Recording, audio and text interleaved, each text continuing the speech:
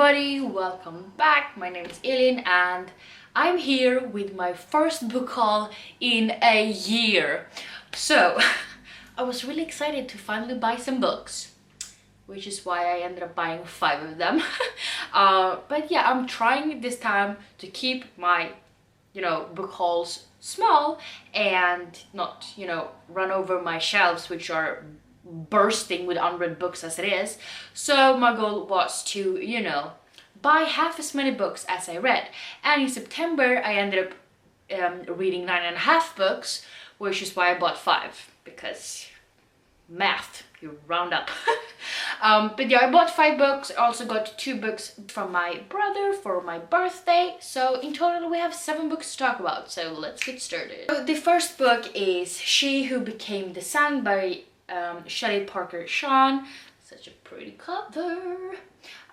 So this is basically about 2 children who lives in a famine-stricken village, and they get their futures told. This is in China in 1345, and they live under sort of this harsh Mongol rule, and the Su family finds out that the son, Su Shangba, will achieve big success, while the daughter is, getting in early death is what they see.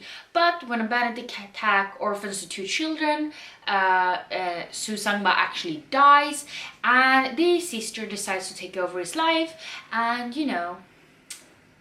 avoid her fate. So yeah, she's gonna claim her brother's great destiny as her own. So it sounds sort of awesome and also a little bit Mulan inspired, and I believe it's gonna be kick-ass because it says rebel warrior hero, and that's all we want to know. So yeah, I'm really looking forward to reading this one. And then we have a new book from one of my favorite authors, one of the few Swedish authors I actually buy from at all, but this is Confronting by Mats Strandberg. I've actually met him like 3 times now, I think, on the Gothenburg book fair, and he's really nice, so I feel really good about supporting him. But yeah, this is his newest book, and it's supposed to follow a group of people that works for this sort of communal sort of exploration company, and they arrive in this sort of small village, and they're supposed to have a conference about a controversial project, and it's awoken a lot of strong feelings around the village and also around the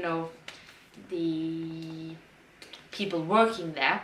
So one left start, and soon people working there goes missing one by one, and try to figure out what the hell happened and who's behind it. So I've loved all of his other books, so I have really high hopes for this one. So The Rage of Dragons by Evan Winter. I finally purchased it again after it disappeared on me the first time on the way home to me. So this is supposed to be very popular these days. I know book 2 is already out, I'm pretty sure. So yeah, this is a hunker. I don't even know how thick it is.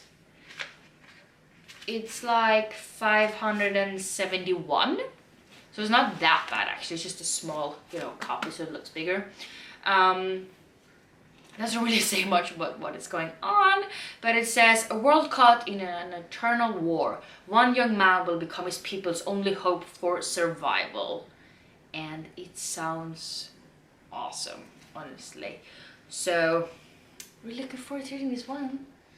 And it seems like there's gonna be dragons, which I'm all here for. And then we have the Jasmine Throne by Tasha Suri, and this is supposed to take place in India, and we meet Princess Malani, and she dreams of revenge because she's trapped within the crumbling walls of an ancient temple by her brother.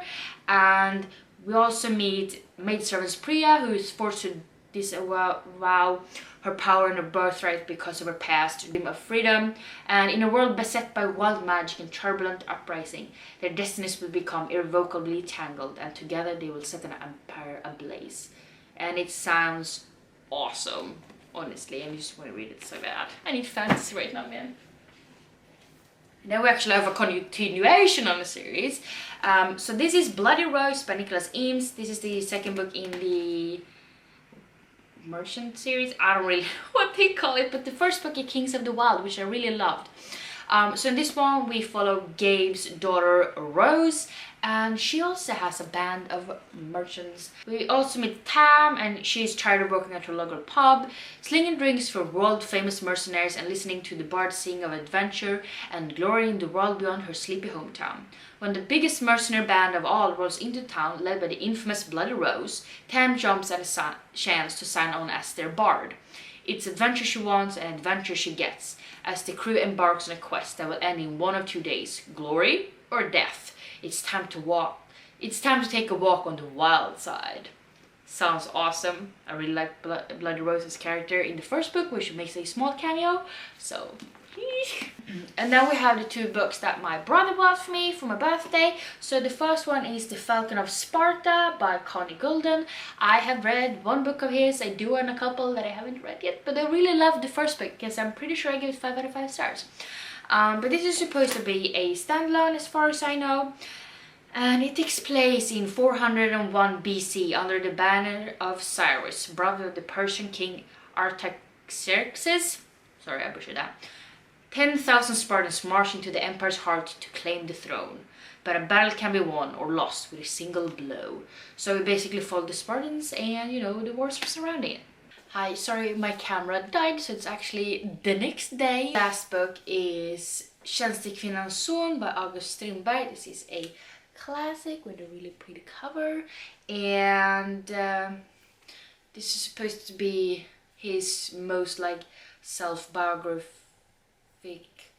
book out of his works, and it's supposed to portray a young boy's you know, childhood and what he sees and the development of the society in the 1800s.